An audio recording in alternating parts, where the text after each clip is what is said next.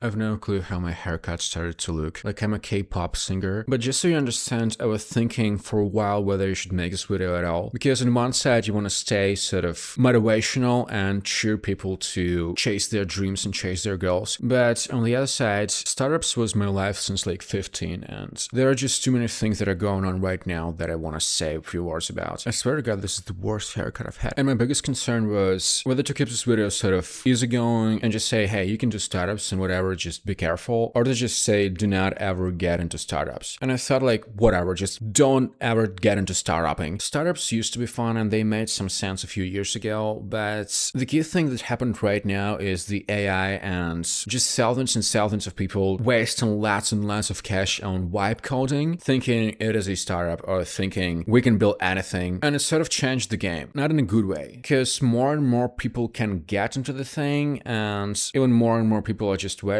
their time and money doing whatever they think is going to work. I do not believe that you can possibly make a startup if you just feel like it's cool, if you're just enjoying it. Because building anything is a hard piece of work, especially if you're trying to build a business. And the way it used to be a few years ago is you would bring together a few folks, ideally, who know how to code, who know how to design, who know how to run a business. Ideally, everybody would have some experience, and they would work together. They would really dedicate their focus and time and money to at least give it a try and achieve something bigger for themselves. And even if things didn't work out, you would still have plenty of experience and some connections and just a better understanding of how things work. There was enough cash in the venture funds, there was enough capital, there even used to be grants. Maybe with my team, we won several government-backed grants in Germany, which is fun because everything you really need to build a startup is just the ability to focus on something and not think how you're gonna pay rent, etc. And by the way, if you care about finding great music to play, you should check out my Alt-Rock drops. The link is right below. But the point is, now things are completely different. Anybody can build anything. And to be honest, I don't even care if you're building stuff with AI, with a team, without a team. If you're writing every single line of code by yourself. The point is, there's just too many people trying too many things, but when they're trying too many things, they're wasting a lot of time and a lot of their potential without even understanding what they're getting into, how markets work, whether there's an opportunity, or how to even develop a business, which is the key thing. And trust me, it's not just masses of people trying things out. Like, okay, go ahead and waste your McDonald's salaries on those AI tokens. It's also about the folks who are really, really experienced. I've seen plenty of top managers or C-level executives or insiders launching their things, and they don't take it as a hobby. Imagine your startup gets an absolute beast to run it. It even might be a team of absolute beasts who know what they're doing, but it all just fails because things are never as easy as you expect them to be. Because whatever your expectations are, things are just random and absolutely unpredictable. There are like hundreds or even thousands of factors that need to come together and align perfectly for things to just work. And it's hard to explain because if you're thinking in a paradigm of here's an app, the app makes money, or here's an app, we're gonna make the user uncomfortable until he pays money, or even we're gonna sell the user's data to make money, or whichever business models you're thinking about, it's never really that simple because my favorite saying goes, a product is not a business. And on top of that, very few people who know how to build a product understand what a business is, let alone you're someone who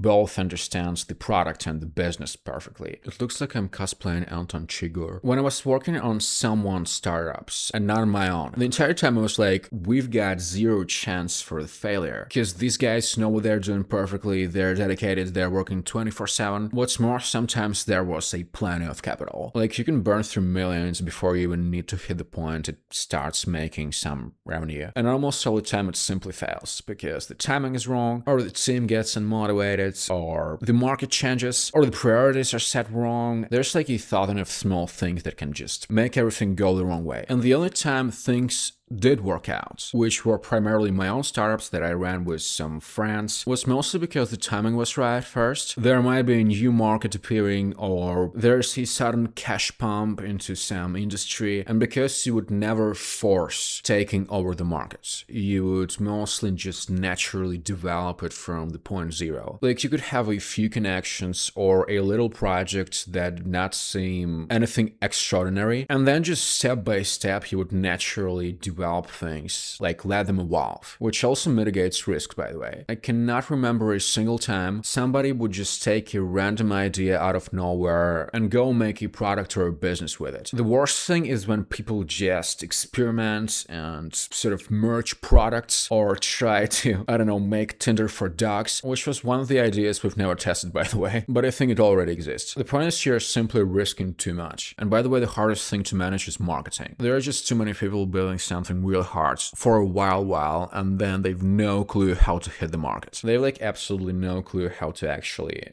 sell it. Or they might have like zero marketing budget or zero marketing resource. And if you think your LinkedIn page is gonna be helpful, even if you got like 10,000 or 100,000 connections, it's not really that simple, because you would usually need to show it to way more people who are specifically interested in something, and the conversion rate is gonna be just disastrous. I'm not even gonna say the number. Plenty of folks, if they're like persistent enough to not drop something in a week, they would work for like 3 months straight, or get a break and go all in and just work on something for a year or so. And it gets harder to drop. Nobody's talking about all those things, but I've seen people just getting destroyed over and over again. One of my friends who launched a cool piece of tech that OpenAI wanted to buy, but he chose to turn it into a product and play the business game. Last thing I know, he falls into depression and goes through some therapy with medication involved. Some folks just permanently get depressed, because when you get out of startups and go back to your normal life with working for some corporation or a company, things are not gonna look great for you. And the startups are mostly built by the younger folks. The absolute majority is in their 20s. And this is really the worst moment for you to sacrifice your social life in exchange for a chance to sacrifice even more of your social life, because if things work out, you probably need to stay on a team and run it. And it's gonna be years and years before you can exit or meaningfully delegate some work or things stabilize. If I thought all of those things through, I would never get into startupping, but otherwise it was really worth it. Like, I'm not gonna lie, there was like plenty of cash made, and